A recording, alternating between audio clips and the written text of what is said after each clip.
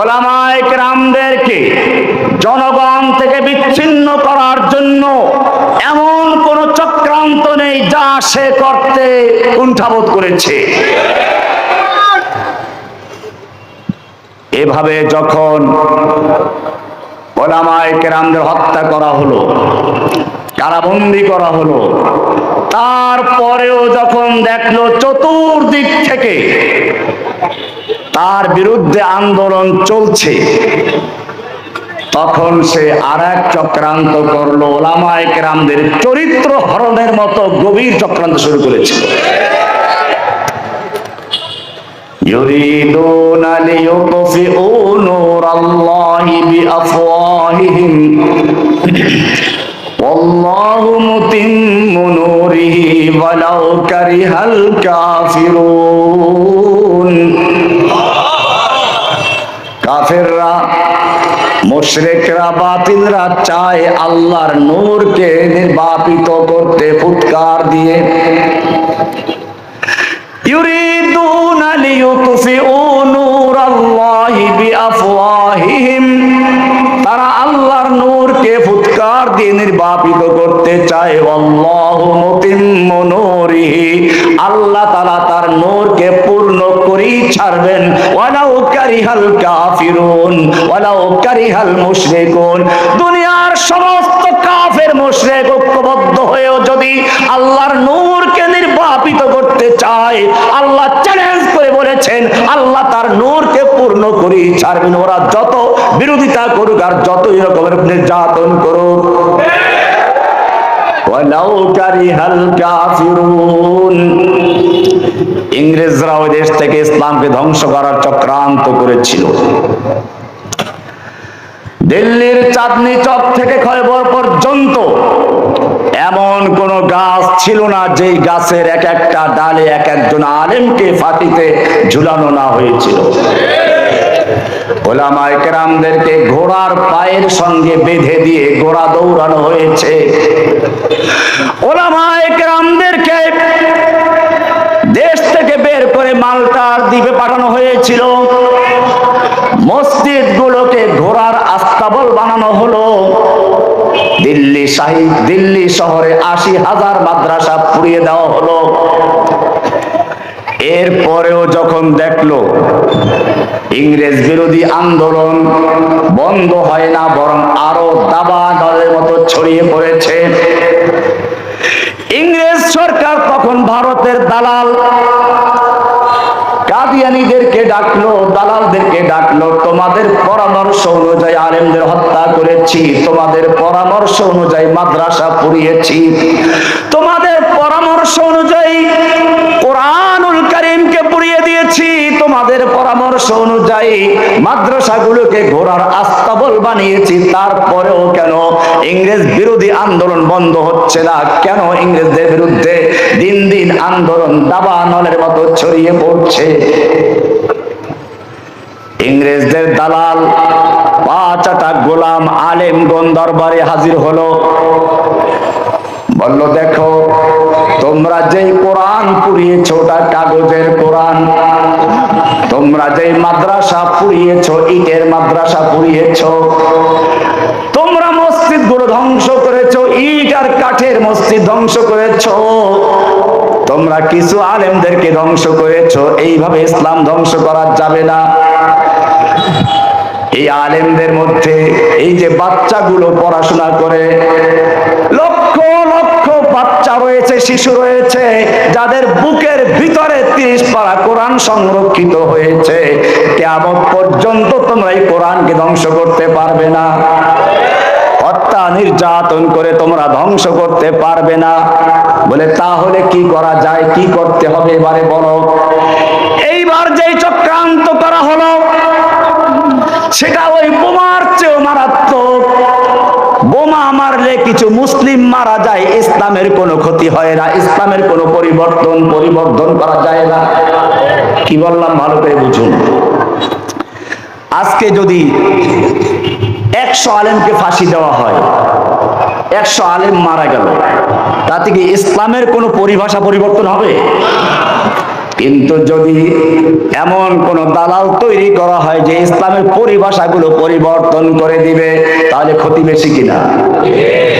এই পরিকল্পনা নিয়ে ইংরেজরা একজন লোক তৈরি করলো, গোলাম মাহমুদ কাদিয়ানী, যার সবচেয়ে বড় ফতুয়া ছিল ভারতবর্ষে ইংরেজরা হচ্ছে আল্লাহর ছায়া, এদের বিরুদ্ধে জিহাদ করা জায়েজ নেই, जिहाद के नाम छोड़ दो ऐ भाइयों, इस्लाम में हराम है कत्ल किताल। কে বলেছিল?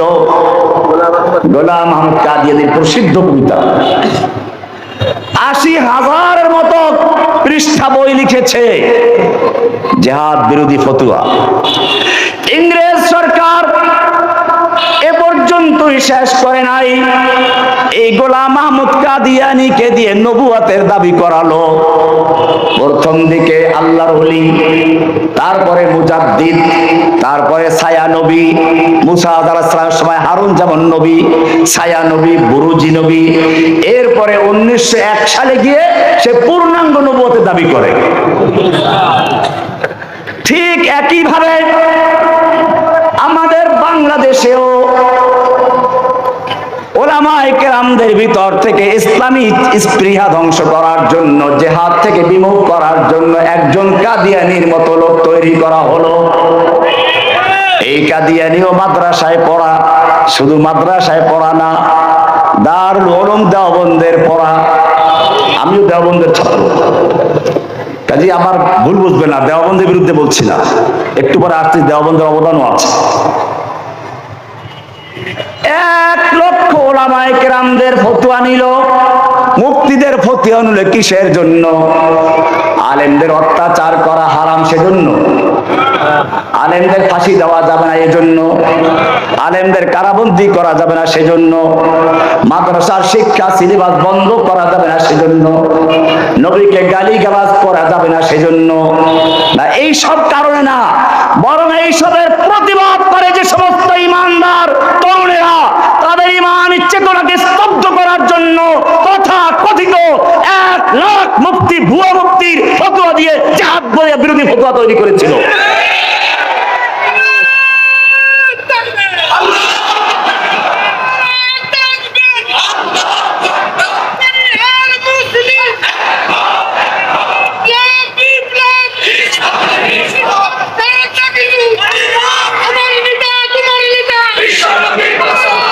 এত স্লোগান দিলে আলোচনার ধারাবাহিকতা এলোমেলো হয়ে যায়, স্লোগান কম দিবেন। আলোচনা হচ্ছিল, ইংরেজরাও সেই চেষ্টা করেছে ইসলামের পরিভাষাগুলো পরিবর্তন করার জন্য।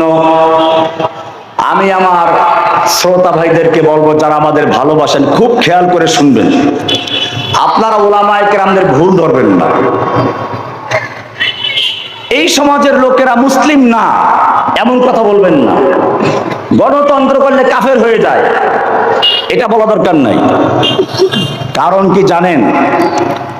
এই অত্যাচার নির্যাতনের পরেও যারা ইসলামকে ধারণ করেছিলেন, নিজেদের রক্তের বিনিময়ে ইসলামের পরিচয়টুকু ধরে রেখেছিলেন, তাদের সেই ত্যাগের কারণে আজকে আমরা ইসলাম পেয়েছি।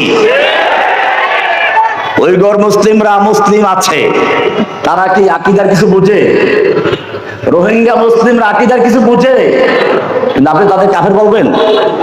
কেন বলবেন না? কারণ তাদের আকীদা নিয়ে পড়াশোনা করার সুযোগই নেই। উইঘুর মুসলিমদের কাছে কোরআন পর্যন্ত পাওয়া যায় না। ভারতবর্ষের ইসলামকে ধ্বংস করার জন্য আকীদার কিতাবগুলো বাদ দেওয়া হয়েছিল, ইসলামী চেতনা তৈরি হয় এই সব চ্যাপ্টারগুলো বাদ দেওয়া হয়েছিল। এখন পর্যন্ত দেখবেন কোন কোন মাদ্রাসায় জিহাদের অধ্যায়গুলো পড়ানো হয় না। সিলেবাস তৈরি করেছিল ইংরেজরা। কারা তৈরি করেছিল? কলকাতা আলিয়া মাদ্রাসা তৈরি করেছিল কারা? যখন দেখলো ওলামায়ে কেরামদের ফাঁসি দিলাম কাজ হচ্ছে না, মাদ্রাসা পুড়িয়ে দিলাম কাজ হলো না, মসজিদ বন্ধ করে দিলাম কাজ হলো না, তখন তারা পরিকল্পনা গ্রহণ করলো, আমরা আলেম তৈরি করব, মাদ্রাসা তৈরি করব, আর ইসলামের চেতনা তৈরি হয় এমন জিনিসগুলোকে নষ্ট করে দিব, পরিভাষাগুলো পরিবর্তন করে দিব, যার কারণে আজকে যদি আমরা শিখাই ইসলাম মানে কি, সবাই বলে শান্তি। ইসলাম মানে কি শান্তি, ইংরেজরা শিখিয়েছে। ইসলাম মানে যদি তুমি জানতে চাও, এত বেশি পড়াশোনা করার দরকার নাই। মাদ্রাসার দ্বিতীয় ক্লাসে গিয়ে মিজান মুন সাহেবটা খুলে দেখো, লেখা আছে আল ইসলাম মুসলমান সুদান ওয়া দারদান নিহাদান বাতাআত। ইসলাম মানে হচ্ছে আল্লাহর হুকুমের কাছে ব্যক্তি জীবনে, পারিবারিক জীবনে, সামাজিক জীবনে, রাষ্ট্রীয় জীবনে, সকল ক্ষেত্রে এক আল্লাহর বিধানের কাছে আত্মসমর্পণ করার নাম ইসলাম। আর এইরকম যারা আত্মসমর্পণ করে তাদেরকে বলে কি? কিন্তু ইংরেজরা পরিবর্তন করে দিল। সেই পরিবর্তন করা সিলেবাস এখন পর্যন্ত আছে। কাজে এটা ওলামায়ে কেরামদের দোষ নয়, যতটুকু ধরে রেখেছে এই জন্য ধন্যবাদ জানান। এখন সুযোগ আছে, এলেন গ্রহণ করেন। আমার ভাইয়েরা, ইংরেজরা যেভাবে বিভিন্ন পরিভাষা তৈরি করেছিল, কলকাতা আলিয়া মাদ্রাসা ইংরেজরা তৈরি করেছিল। তৈরি করার পরে শুধু ক্ষান্ত হয় নাই, সিলেবাস তৈরি করার দায়িত্ব দিয়েছিল ডক্টর ম্যাকলি নামক একজন খ্রিস্টানকে। একজন নয়, দুজন নয়, 27 জন প্রিন্সিপাল ছিল খ্রিস্টান। বুখারী শরীফ পড়াইতো খ্রিস্টান আলেমরা। ইসলামিক ফাউন্ডেশনের এনসাইক্লোপিডিয়া খুলে দেখবেন। এইভাবে ইংরেজরা বিভিন্নভাবে চক্রান্ত করেছিল ইসলামকে ধ্বংস করার জন্য, ইসলামী পরিভাষা ধ্বংস করার জন্য। কারণ ওরা জানে আলেমদের হত্যা করে ধ্বংস করা যাবে না। সেজন্য মুসলমানদের অন্তরের থেকে আল্লাহ যে ঈমানি বীজ রোপণ করেছেন, সেই ঈমানের চারা বীজগুলোকে নষ্ট করে দিতে হবে। অনেকে দেখেন না, পুকুরে মাছ মারার জন্য বিষ ঢেলে দেয়, বিভিন্ন ক্ষেতের গাছে বিষ ঢেলে দেয় চারা নষ্ট করার জন্য। ঠিক তেমনি ভাবে কুফফারদের বড় চক্রান্ত ছিল মুসলিমদের ঈমানী চেতনাকে ধ্বংস করে দেওয়া, অন্তরের থেকে ঈমানের বীজের গোড়া নষ্ট করে দেওয়া। ঈমানের বীজ রোপণ করেছেন কে? কোরআন স্পষ্ট বলছে, সাহাবায়ে কেরামদের সম্পর্কে আছে উলাইকা কাতাবা ফি কুলুবিহিমুল ঈমান। আল্লাহ রাব্বুল আলামিন বলেন, আমার নবীর ছাত্রদের অন্তরের ভিতরে, সাহাবীদের অন্তরের ভিতরে ঈমানের বীজ রোপণ করে দিয়েছেন, চারা রোপণ করে দিয়েছেন কে? কেমন চারা রোপণ করেছেন? কদু গাছের চারা নাকি বেগুন গাছের চারা? উত্তরবঙ্গে তামাকের চারা লাগাইতো নাকি, এখন লাগায় নাকি? আল্লাহ কি এরকম চারা লাগাইছেন? কিসের চারা? উলাইকা কাতাবা ফি কুলুবিহিমুল ঈমান। তাদের অন্তরের ভিতরে ঈমানের চারা, ঈমানের বীজ রোপণ করে দিয়েছেন।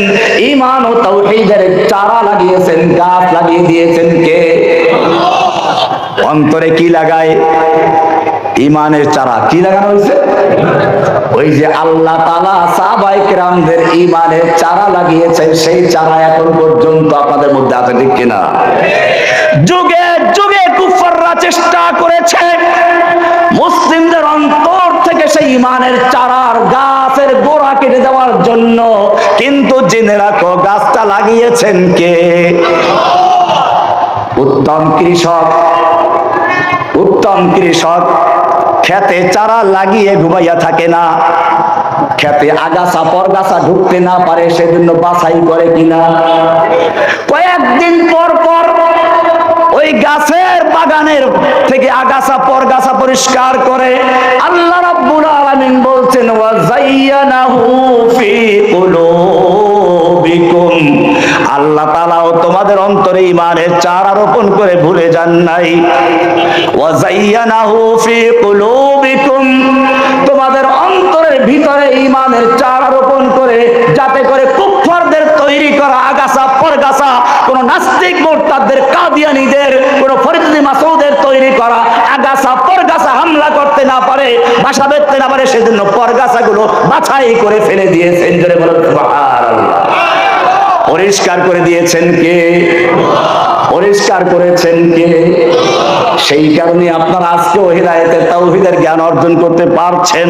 এইটা নিজেদের কোনো কৃতিত্ব না, কৃতিত্বটা কার?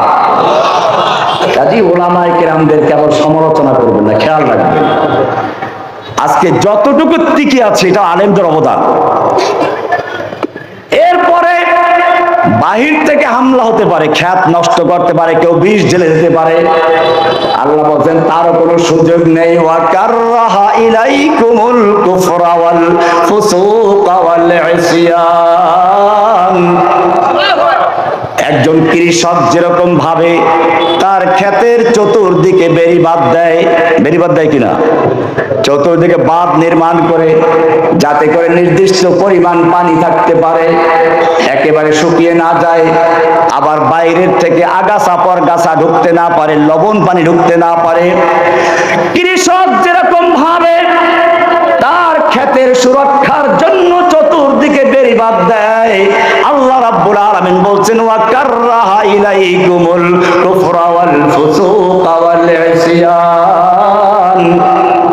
বেড়িবাঁধ দিয়েছেন যাতে করে কুফরি, ফাসেকি, নেফাকি, এই সমস্ত রাক্ষসী মাছ, এই সমস্ত রাক্ষসী রোগ মুমিনদের অন্তরে ঢুকতে না পারে, সেই জন্য বেড়িবাঁধ দিয়েছেন কে?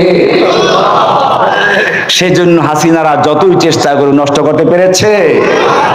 রাস্তার মোড়ে মোড়ে মূর্তি, সব জায়গায় মূর্তি তৈরি করে করে এমন চেতনা তৈরি করার চেষ্টা করেছে, শেষ পর্যন্ত সেই চেতনা এমন ক্ষোভে আকৃতি, এমন ক্ষোভ ধারণ করেছে যে ক্ষোভের ধাক্কায় লক্ষ লক্ষ টাকা খরচ করে যে মূর্তি তৈরি করেছিল সেই মূর্তিগুলো কেরেনের রশি দিয়ে টেনে ভেঙ্গে চুরমার করে দেওয়া হয়েছে, ঠিক কিনা? ইউরিদুনা লিইউতফিউ নূরাল্লাহি বিআফওয়াহিহিম ওয়াল্লাহু মুতিম্মু নূরিহি ওয়ালাউ কারিহাল কাফিরুন। দুনিয়ার সব কাফের যদি মিলে চেষ্টা করে ধ্বংস করতে পারবে? হাসিনা পেরেছে? পালাই গেল। 2 দিন আগেও বললো যে হাসিনা পালায় না, পালাইছে কিনা? নিজের বক্তব্য রেকর্ড করার জন্য সেনাবাহিনীকে আবেদন করলো, রেকর্ড তৈরি করেছিল, খাবার তৈরি করেছে, খাবারের জন্য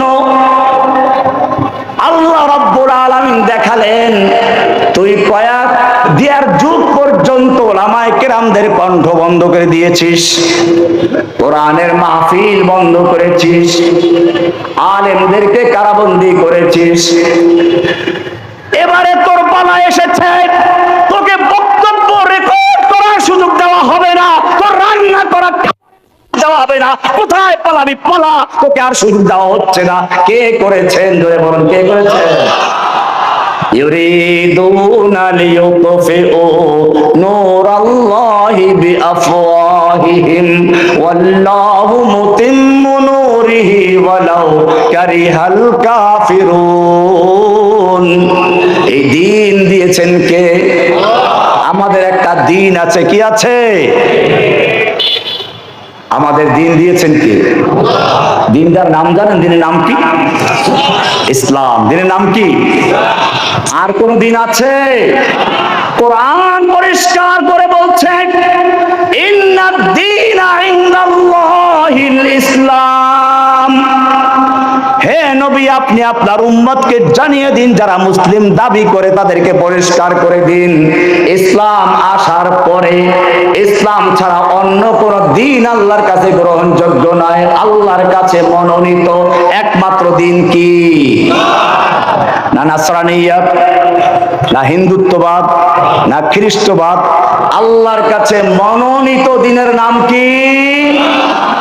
এবারে বলবেন ইসলাম ছাড়া অন্য ধর্ম চলতে পারে, ওয়াহদাতুল আদিয়ান, সব ধর্ম মিলেমিশে যায়, ঠিক কিনা? আছে না এরকম? পোপ যখন আসলো, খ্রিস্টানদের ধর্মীয় নেতা, তার সঙ্গে হাত মিলে মহান পোপের সান্নিধ্য লাভ করেছে এমন আলেমও আছে কিনা?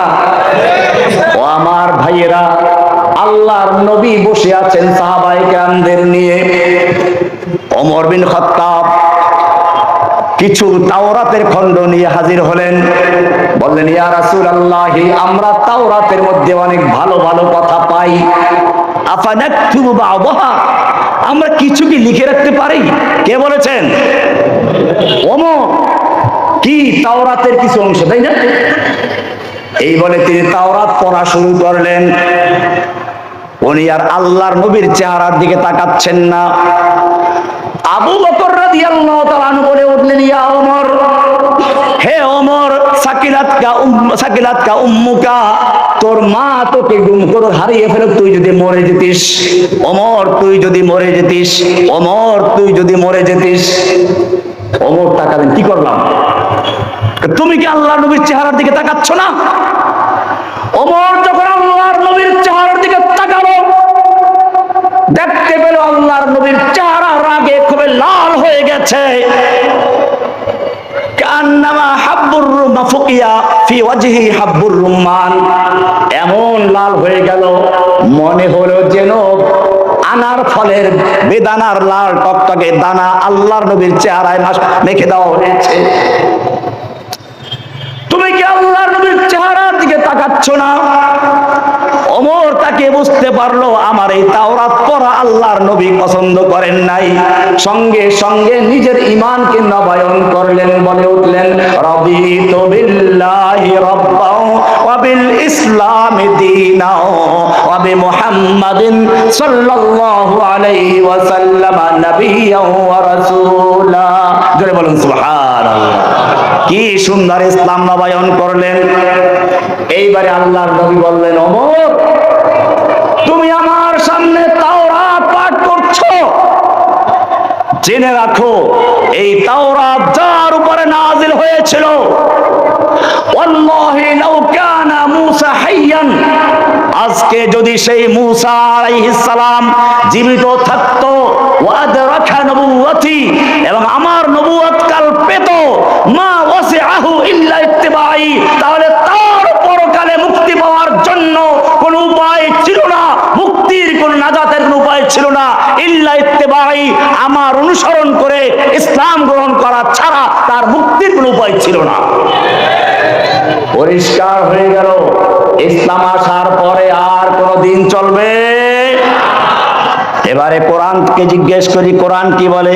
স্পষ্ট আয়াত, ওয়ামাইয়াবতাগি গায়রাল ইসলামি দীনান ফালাই ইউকবালা মিনহু ওয়া হুয়া ফিল আখিরাতি মিনাল খাসিরিন। ওয়ামাইয়াবতাগি, যে ব্যক্তি বোগা তালাশ করবে, অন্বেষণ করবে, খুঁজে বেড়াবে, গায়রাল ইসলামি দীনান, ইসলাম ছাড়া অন্য কোন দিন, অন্য কোন দিনকে খুঁজবে মুক্তির জন্য, নাজাতের জন্য, শান্তির জন্য, আল্লাহ বলছেন ফালাই ইউকবালা মিনহু, তার কিছুই গ্রহণযোগ্য হবে না। সে যত বড় মুফতি হোক, মুহাদ্দিস হোক, আলেম হোক, তার যত বড় কিতাব লেখা থাকুক না কেন, ইসলাম ছাড়া যদি অন্য কোন ধর্মের সঙ্গে মিলেমিশে চলতে চায়, আল্লাহ বলছেন ফালাই ইউকবালা মিনহু, তার কিছুই গ্রহণযোগ্য হবে না। আল্লাহ ফিল আখিরাতি মিনাল খাসিরিন, সে আখিরাতে ফিরাউন, হামান, নমরুদ, আবু জাহেল, আবু লাহাবদের কাতারে উঠবে, আল্লাহর নবীর কাতারে বা সাহাবীদের কাতারে উঠতে পারবে না। আমাদের দিনের নাম কি? এবারে প্রশ্ন হচ্ছে, ইসলাম পূর্ণাঙ্গ না অপূর্ণাঙ্গ? আল্লাহর নবী দীর্ঘ 23 বছর পর্যন্ত নবুয়তের কাজ করলেন। এবারে বিদায় হজের ভাষণ দিচ্ছেন। আরাফার ময়দান থেকে মুজদালিফা আইলেন, এখানেও একটা ভাষণ দেওয়ার জন্য দাঁড়ালেন। আল্লাহর ফেরেশতা জিবরাইল আলাইহিস সালাতু ওয়াস সালাম আয়াত নিয়ে হাজির হয়ে গেলেন, আল ইয়াউমা আকমালতু লাকুম দীনাকুম, হে নবী আপনি আপনার উম্মতদেরকে জানিয়ে দিন, আল ইয়াউমা আকমালতু লাকুম দীনাকুম, আজকে আমি তোমাদের জন্য তোমাদের দ্বীনকে মুকাম্মাল করে দিলাম, পরিপূর্ণ করে দিলাম। কে বলেছেন? ওয়া আতমামতু আলাইকুম নি'মাতি, আমি তোমাদের উপরে আমার নিয়ামত ওহির ধারা সমাপ্ত করে দিলাম। ওয়া রাদিতু লাকুমুল ইসলাম দীনা, এবং কিয়ামত পর্যন্তের জন্য একমাত্র শুধুমাত্র ইসলামকে আমি দ্বীন হিসেবে মনোনীত করেছি। জোরে বলুন সুবহানাল্লাহ। আমাদের দ্বীনের নাম কি? ইসলাম নতুন কিছু না, সমস্ত নবীর ধর্ম ছিল ইসলাম। নবীর ধর্ম ছিল কি? আম কুনতুম শুহাদা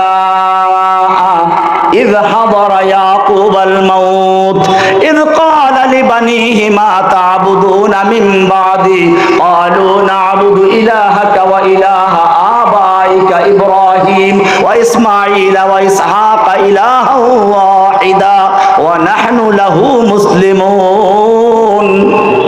আমরা সবাই মুসলিম। ইব্রাহিম কি ছিলেন? ইসহাক কি ছিলেন? ইসমাইল কি ছিলেন?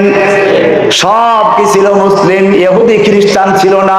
আল্লাহ কোরআনে পরিষ্কার বলেছেন, মা কানা ইব্রাহিম ইয়াহুদিয়া মা কানা ইব্রাহিম ইয়াহুদিয়া ওয়ালা নাসরানিয়া ওয়ালাকিন কানা হানিফাম মুসলিমা।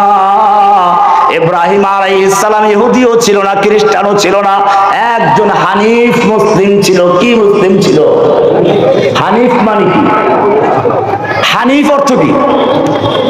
হানিফ আপনারা পড়েন, ইন্নী ওয়াজ্জাহাতু ওয়াজহিয়া লিল্লাযী ফাতারাস সামাওয়াতি ওয়াল আরদা হানিফা।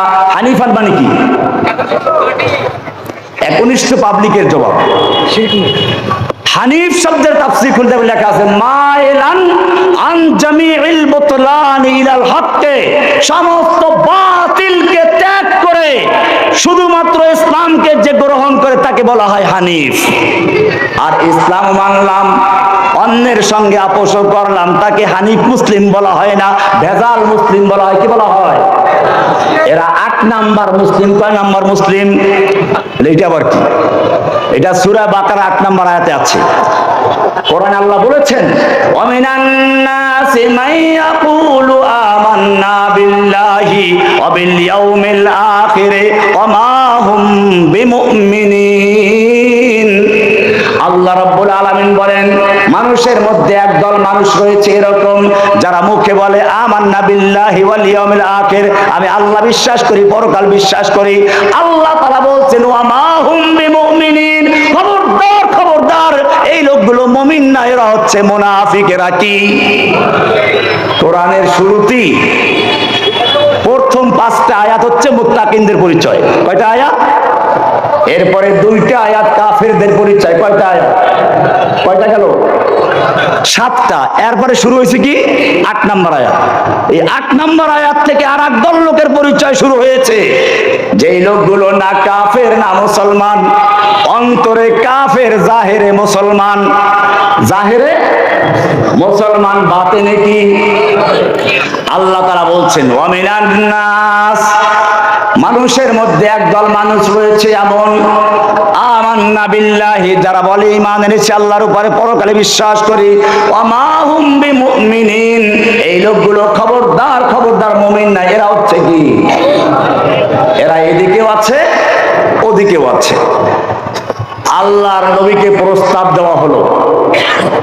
প্রথম প্রস্তাব ছিল এই, আবু তালেবের কাছে গেল মক্কার নেতারা, তোমার ভাতিজাকে বলো যদি নেতৃত্ব চায় মক্কার শাসকের মুটুক তার মাথায় পরিয়ে দেব। যদি সুন্দরী নারী বিয়ে করতে চায় মক্কার সবচেয়ে সুন্দরী নারী তাকে বিয়ে দেওয়া হবে। যদি ধনী হতে চায় মক্কার সবচেয়ে বড় ব্যবসায়ী বানিয়ে দেওয়া হবে। একটা শর্ত, লা ইলাহা ইল্লাল্লাহ দাওয়াত বন্ধ করতে হবে। চাচা আবু তালেব গিয়ে বলল, ভাতিজা, এই মক্কার নেতারা তোমার কাছে এসেছে বড় একটা প্রস্তাব নিয়ে, মানলে ভালো হবে, নতুবা কি হবে তুমি জানো, এরা কত ক্ষমতাধর, এই প্রস্তাবটা মেনে নাও না। আল্লাহর নবী কি উত্তর দিয়েছিলেন? চাচা আবু তালেব, শুনে রেখো, শুধু এই সমস্ত বিষয়ে না, ওরা যদি আকাশের চাঁদকে আমার এক হাতে তুলে দেয়, সূর্যকে আর এক হাতে তুলে দেয়, এক মুহূর্তের জন্য আমি তাওহীদের দাওয়াত বন্ধ করতে পারবো না। এবারে কয়েকদিন পরে নতুন প্রস্তাব, আরো জঘন্য প্রস্তাব, যেটা এখনো চলছে। এইবারে প্রস্তাব আসলো, ঠিক আছে তুমি তোমার ধর্ম প্রচার করো, কিন্তু একদিন আমাদেরটা পূজা করবা, আবার আমরা তোমার পূজায় তোমারটাই অংশগ্রহণ করব। তুমি আমাদের ঈদের আসবে, মেলায় আসবে, মূর্তি পূজা করতে আসবে, মূর্তিখানায় আসবে, আমরা তোমার ঈদে যাব। ধর্ম যার যার, উৎসব সবার। কার প্রস্তাব? কার প্রস্তাব? আবু জাহেল আবু লাহাবদের প্রস্তাব। এই প্রস্তাব দেওয়া হলো, তুমি কিছুদিন আমাদের ধর্ম পালন করো, আবার কিছুদিন আমরা তোমার ধর্ম পালন করব, আনন্দ উৎসব ভাগাভাগি করব। প্রস্তাব দিল কারা? প্রস্তাব দিল রসুলকে। রসুল কাজ করে কার পক্ষে? আল্লাহ তাআলা বরদাস্ত হলো না। আল্লাহ তাআলা সূরা নাযিল করে দিলেন, কুল ইয়া আইয়ুহাল কাফিরুন, হে নবী আপনি বলে দিন, ইয়া আইয়ুহাল কাফিরুন, ও কাফের দল, কাফের গোষ্ঠী শুনে নে, লা আবুদু মা তা'বুদুন, তোরা যার পূজা করো আমি তার পূজা করি না। তোরা যার পূজা করো, তোরা যতই বলিস যে তোদের ঈশ্বর ভগবান আর আল্লাহ এক, না, তোরা যার পূজা করো আমি তার পূজা করি না, আর আমি যার পূজা করি তোরা তার পূজা করো না। আমি পূজা করি এমন এক আল্লাহর, যে আল্লাহ সব কিছুর স্রষ্টা, ওয়াহদাহু লা শারীকা লাহু, যার কোনো অংশীদার নেই, তিনি একক, যিনি সৃষ্টি করেছেন, রক্ষাকর্তা, পালনকর্তা, আইনদাতা, বিধানদাতা, যার ছাড়া আর কারো গোলামি চলবে না। আমি সেই এক আল্লাহর দাওয়াত দেই, আর তোরা পূজা করো কার? মূর্তি দেবদেবীর পূজা করে, এর সাথে আমার কোন সম্পর্ক নেই। আর শুনে রাখ, শুধু আজকে নয়, ওয়ালা আনা আবিদুম মা আবাদতুম, আর তোরা যার পূজা করিস আমি কখনো তার পূজা করব না। ওয়ালা আনা আবিদুম মা আবাদতুম ওয়ালা আনতুম আবিদুনা মা আবুদ, এবং আমি যার ইবাদত করি তোরাও তার পূজাকারী নও। লাকুম দীনুকুম ওয়ালিয়া দীন, মিলেমিশে চলার কোনো প্রশ্নই আসে না। তোদের ধর্ম তোদের, আমার ধর্ম আমার। জোরে বলেন সুবহানাল্লাহ। তোদের ধর্মের সঙ্গে আমার কোনো মিল নেই। এক সময় কয়েকদিন তোদেরটা আমি মানবো, আবার আমারটা তোরা মানবি, এটা হতেই পারে না। তোর ধর্ম আলাদা, আমার ধর্ম কি? নাকেরা, অন নাকেরা তুই দা উইদাত ইয়াকুনু গায়রুল আফদাল। আলেমরা বুঝেছেন এটা? ওই যে ইজা সাদ্দাত বিকাল বালওয়া ফাফাক্কির ফি আলাম নাশরাহ ফাউসরুন বাইনা ইউসরাইন ইযা ফাক্কারতাহু ফাফরাহ। ওই উসুল অনুযায়ী লাকুম দীনুকুম ওয়ালিয়া দীন। শাশুটা নাকেরা, বোঝা গেল দুইটা আলাদা ধর্ম, কারোর সাথে কারো মিল। সুতরাং যে একজন মুসলিম সে কখনো মূর্তি পাহারাদারি করতে পারে না।